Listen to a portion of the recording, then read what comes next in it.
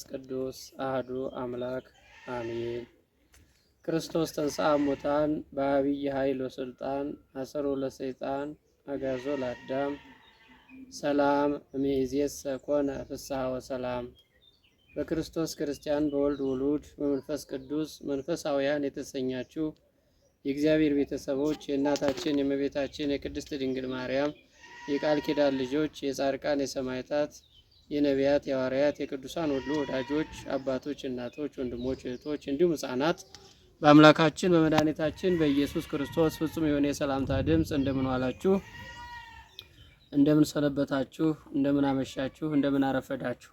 ቸርነትና ምሕረት ይቅርታና ርኅራኄ ልዩ የባህሪ ገንዘቡ የሆነ አምላካችን ልዑል እግዚአብሔር በቸርነቱ በምሕረቱ ይችን ዕለትና ሰዓት እግዚአብሔርና ባርኮ ስለሰጠን ስሙ ወደ ትምህርታችን ከማለፋችን አስቀድሞ ቤተ ቅዱስ ላሊበላ መንፈሳዊ ሚዲያን ሰብስክራይብ እና ላይክ እንድታደርጉ እንዲሁ በእግዚአብሔር ስም ፍርድብሽም በሰላም ሂጂ የሚል ነው። ይህንን ኃይለ ቃል እንግዲህ የምናገኘው በቅዱስ ዮሐንስ ወንጌል በምዕራፍ 8 ከቁጥር 1 ጀምሮ ስንመለከት የምናገኘው ኃይለ ቃል ነው።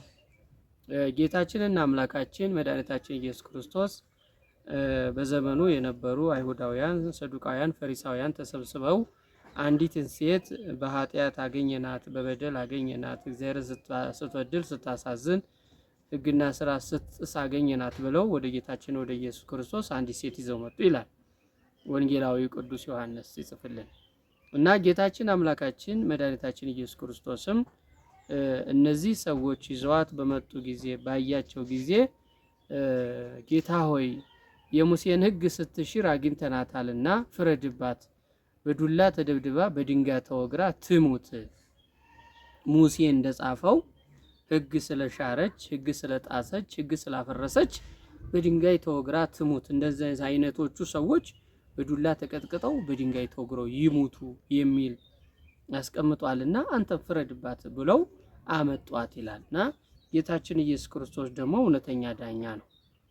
ፍርድ የማያጓድል ድሃ የማይበድል አንተ ባለጸጋ ነህ፣ አንተ ድሃ ነህ፣ አንተ ሀብታም ነህ፣ አንተ ትንሽ ነህ፣ አንተ ትልቅ ነህ፣ አንተ ባለስልጣን ነህ፣ አንተ ምሁር ነህ፣ አንተ መሀይም ነህ የማይል አምላክ ሁሉንም እኩል የሚመለከት አምላክ ነውና በእግዚአብሔር ዘንድ ሁሉም ንጹህ አይደለምና በአንተ ዘንድ ሰማይና ምድር እንኳን ንጹሃን አይደሉም ብሎ እግዚአብሔር ቃል እንደሚናገረው ሁሉ ጌታችን አምላካችን መድኃኒታችን ኢየሱስ ክርስቶስም በፊቱ ሲያቆሟት እንግዲህ እውነተኛ ዳኛ እውነተኛ ፈራጅ ስለሆነ ወደ መሬት እየጻፈ ከእናንተ መካከል ኃጢአት የሌለበት በደል የሌለበት በዱላ ቀጥቅጦ በድንጋይ ወግሮ ይግደላት ብሎ ጻፈ። መሬት ላይ በጻፈ ጊዜ አንዱ ወደ አንዱ ሲመለከት የሰራው ኃጢአት በግንባራቸው ላይ ተጽፎ ታያቸው። በዚህን ጊዜ እያፈሩ ሁሉም በኃጢአቱ እያፈረ አንዱ የአንዱን ኃጢአት እየተመለከተ እያፈረ ሀፍረት እየተሰማቸው ከትልቅ እስከ ትንሽ ወደ ኋላ እያሉ እያፈገፈጉ ሄዱ። ከዛ ቀና ብሎ በተመለከተ ጊዜ ጌታችን ኢየሱስ ክርስቶስ እቺ ሴት ብቻዋን አያት፣ ብቻዋን አገኛት፣ ብቻዋን ተመለከታት። አንቺ ሴት ከሳሾችሽ ወዴት አሉ? ከሳሾችሽ ወዴት አሉ ባላት ጊዜ ጌታ ሆይ ከእውነተኛው ፍርድ የተነሳ እነሆ ሄዱ አለችው። እና በዚህን ጊዜ ጌታችን ኢየሱስ ክርስቶስም ምንድነው ያለው? እኔም አልፈርድብሽም በሰላም ሂጂ። እንግዲህ ከዚህ በኋላ ኃጢአትን አታድርጊ። በእግዚአብሔር ዘንድ ሰማይና ምድር እንኳን ንጹሃን እንዳልሆኑ እንግዲህ መጻሕፍት ይመሰክሩልናል። እና ጌታችን ኢየሱስ ክርስቶስ እውነተኛ ፈራጅ፣ እውነተኛ ዳኛ፣ እውነተኛ አባት ስለሆነ የሰው ልጅ እንዲጠፋበት ስለማይፈልግ በዛ ዘመን ደግሞ እንዲህ አይነት ኃጢአት የሚሰሩ ሰዎች በድንጋይ እየተወገሩ በዱላ እየተደበደቡ ይሞቱ ስለነበረ ቀራጮችንም ኃጢአተኞች ይሏቸው ስለነበረ በተለይ በኃጢአት የተጎሳቆሉ ሰዎች ያገለላቸውን ሰዎች የጠሏቸውን ሰዎች እያቀረበ ወደ ራሱ ያቀርባቸው ነበር፣ የራሱ ያደርጋቸው ነበር። እና ይችንም ሴት እንደዚሁ ነው ያደረገው። እና እነሱ በዚህ ምክንያት በሉ እንዲህ አድርጋችሁ ውገሯት ብሎ ቢናገር ይሄማ ፍትህ የማያሰፍን ጨካኝ ንጉስ ነው ብለው በሱ ላይ ፍርድ ለማምጣት ወይም ደግሞ ክስ ለማምጣት የሱን መንፈሳዊ አገልግሎት ለማጣመም እንዲያመቻቸው ነበረ። ግን እሱ ግን የልባቸውን ልብና ኩላሊትን የሚመረምር አምላክ ስለሆነ የልባቸውን አይቶና ተመልክቶ እውነተኛውን ፍርድ ፈረደላት።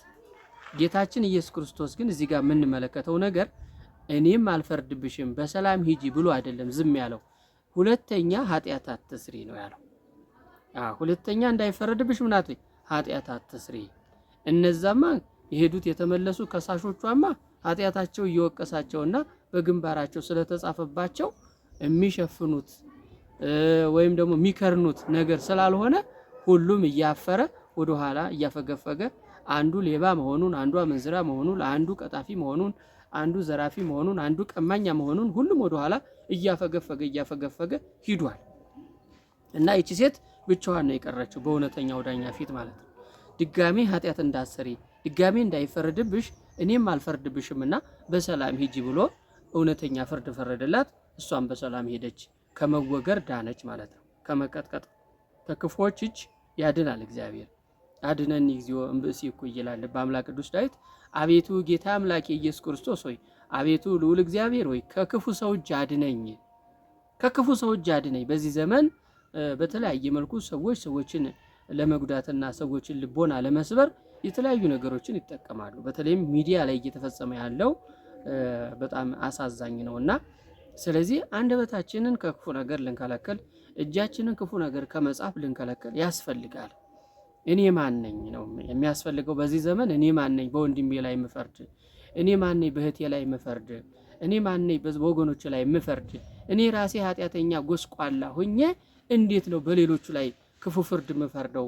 እሱን ሌሎቹን ኃጢአተኛ አድርጌ እኔን ጻድቅ የማደርግበት ምክንያት ለምንድን ነው ብለን ራሳችንን መውቀስና እኔ ማን ነኝ ማለት ያስፈልጋልና እግዚአብሔር ለሁሉም ሰው ማስተዋል ሊሰጠው ፈቃዱ ነው። እግዚአብሔር ማስተዋል እንዲሰጠን ፈቃዱ ይሆን።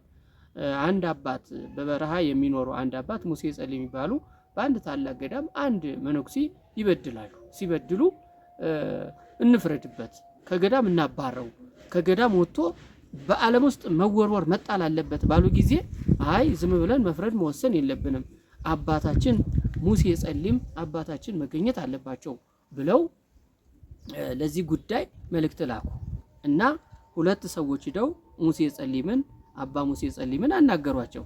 ጉዳዩ ምንድነው ብለው ሲጠይቋቸው እንደዚህ ነው አሏቸው።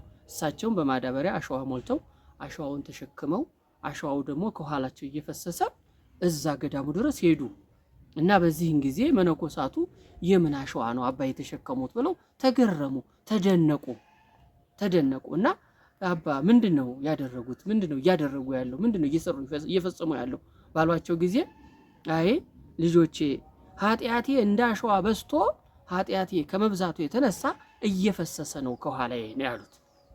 እየፈሰሰ ነው። ስለዚህ እኔ ማንኝና ነው በወንድሜ ላይ እምፈርደው አሉ እና በዚህን ጊዜ መነኮሳቱ አባታችን ሆይ ትልቅ ትምህርት ነው ያስተማሩን፣ እኛም በወንድማችን ላይ አንፈርድም። ወንድማችን ሆይ ከዚህ በኋላ ኃጢአትን አትፈጽም፣ ከዚህ በኋላ ኃጢአትን አትስራ፣ እኛም አንፈርድብም፣ ከገዳሙ ከጉባኤው አትለይ፣ ይህንን የሰራኸውን ክፉ ስራ አትመለስበት፣ ከዚህ በኋላ በቅድስና መንፈሳዊ አገልግሎት እንድናይ እንፈልጋለን ብለው ወንድማቸውን ከገዳም እንዳይወጡ፣ ከገዳም እንዳይኮበልሉ፣ ከገዳም ከህብረቱ እንዳይለዩ አደረጓቸው። ስለዚህ በዚህ ዘመን ያለን ክርስቲያኖችም አንዱ ለአንዱ ክዳን፣ አንዱ ለአንዱ ጥላ፣ አንዱ ለአንዱ ድጋፍ፣ አንዱ ለአንዱ በጸሎት ማገዝ ነው እንጂ ለዓለም ማስጣት አጋልጦ መስጠት አይገባም። የክርስትና ተግባር አይደለም። ጌታችን ኢየሱስ ክርስቶስም ወደ ኃጢአተኞች ቤት የሚሄደው ጠይቀውታል። ይሄንን ጥያቄ ጠይቀውታል። እናንተ መምህራችሁ በኃጢአተኞችና በቀራጮች ቤት እየገባ ይበላል ይጠጣል፣ ለምንድን ነው እዛ እየሄደ ከኃጢአተኞች ጋር የሚውለው? ስለዚህ የእናንተ መምህር ትክክል ቢሆን ኑሮ እነዚህን ሰዎች ባወቀ ነበር አሏቸው።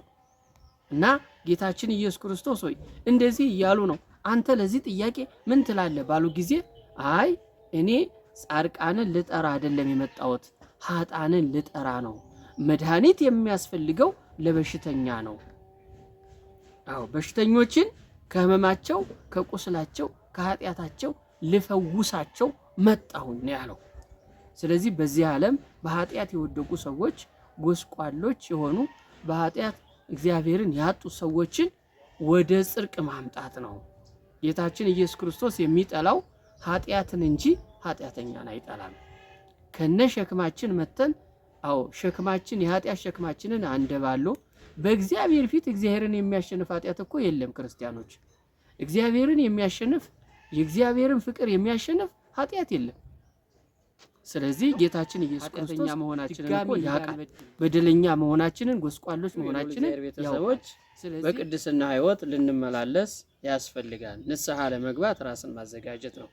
በቅዱስ ማቴዎስ ወንጌል ምዕራፍ 8 ቁጥር 1 ላይ ራስህን ለካህን አሳይ ይላል። ራስህን ለካህን አሳይ።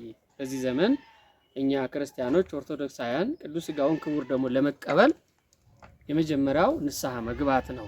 ንስሐ መግባት ደግሞ ለአንድ ክርስቲያን የምንጊዜም የሌት ተዕለት ስራው ሊሆን ያስፈልጋል። በነቢብ በገቢር በሐልዮ የሰራነውን ኃጢአት በንስሐ ልናስወግድ ያስፈልጋል። በቅዱስ ማቴዎስ ወንጌል ምዕራፍ 16 ቁጥር 16 ላይ ጴጥሮስ አንተ አለት ነህ፣ በአንተ አለትነት ቅድስት ቤተክርስቲያንን እመሰርታታለሁ፣ የሲኦል ደጆች ሊያጠፏት ሊያነዋውጧት አይችሉም፣ በምድር ያሰርከው በሰማይ እየታሰረ በምድር የፈታው በሰማይ እየተፈታ ይሆናል ብሎ ጌታችን አምላካችን ኢየሱስ ክርስቶስ ለቅዱስ ጴጥሮስ ስልጣነ ክህነት ሰጥቶታል። ስለዚህ አባቶቻችን የካህናት ስልጣን ይሰራል። የማሰር የመፍታት ስልጣን አለው። ንስሐ ልንገባ ያስፈልጋል። ሁለተኛው ተስፋ መቁረጥ የለብንም። አንድ ክርስቲያን ኃጢአት ሰርቻለሁ፣ ከዚህ በኋላ ቤተክርስቲያን መሄድ አልችልም፣ በቤተክርስቲያን ፊት መቆም አልችልም ማለት የለበትም። የሆነ ሰውዬ መንገድ እየሄደ ቢወድቅ ጭቃ ቢነካው ቶሎ ብሎ ሄዶ ይነሳል። አንድ ሁለተኛ ቤቱ ገብቶ ልብሱን ቀይሮ የተበላሸ ልብሱን ይታጠባል ማለት ነው። ስለዚህ ቶሎ ብለን ከወደቅንበት መነሳት አለብን እንጂ ተስፋ መቁረጥ እግዚአብሔር አይምረኝም፣ ይቅር አይለኝም፣ በፍቅር በምሕረት አይኖቹ አይመለከተኝም ማለት የለብንም። እግዚአብሔር መሐሪ ነው። እግዚአብሔር ይቅር ባይ ነው። ጴጥሮስን ንስሐ ሲገባ ወደ እግዚአብሔር ወደ አምላኩ ወደ ፈጣሪው ሲመለስ ይቅር ነው ያለው። ስለዚህ ተስፋ መቁረጥ የለብንም። ቅዱስ ጳውሎስም እንደነገረን በአንደኛ ቆሮንቶስ ምዕራፍ 13 ከቁጥር 1 ስለ ፍቅር ጀምሮ ስንመለከት እምነት፣ ተስፋ፣ ፍቅር እነዚህ ሶስቱ ጸንተው ይኖራሉ ነው የሚለው። ፍቅር ግን ይበልጣል ከሁሉ። ስለዚህ ፍቅር ጌታችን አምላካችን ኢየሱስ ክርስቶስ ነው። ተስፋ ደግሞ ተስፋ መንግስተ ሰማያት እና በእምነታችን ጸንተን ኢየሱስ ክርስቶስን ከልባችን ወደን ተስፋ መንግስተ ሰማያትን ገንዘባችን አድርገን በተስፋ ልንመላለስ ያስፈልጋል። የመጨረሻው ሶስተኛው በሃይማኖታችን መጽናት አለብን። ኃጢአተኛ ብንሆን ጎስቋሎች ብንሆን በማተባችን ግን መደራደር የለብንም። ሃይማኖታችንን መጠበቅ አስፈላጊ ነው። ሐዋርያው ቅዱስ ጳውሎስም ለልጁ ጢሞቴዎስ እንደተናገረው ልጄ ሆይ በሃይማኖትህ ጽና፣ በርታ፣ ጠንክር፣ ከማን እንደተማርክ ታውቃለህና ሃይማኖትህን ጠብቅ፣ ለሌሎችም አስተምር ነው ያለው። እኔ ሃይማኖቴን ጠብቄአለሁ፣ ሩጫዬንም ጨርሻለሁ፣ ወደፊት የጽድቅ አክሊል፣ የክብር አክሊል፣ የድል አክሊል ተዘጋጅቶልኛል። ይህንንም ደግሞ ጌታዬና አምላኬ ኢየሱስ ክርስቶስ ለኔ ያስረክበኛል። ለኔ ብቻ አይደለም እንደኔ ላመኑት ለወንዶችም ለሴቶችም ነው እንጂ ነው ያለው።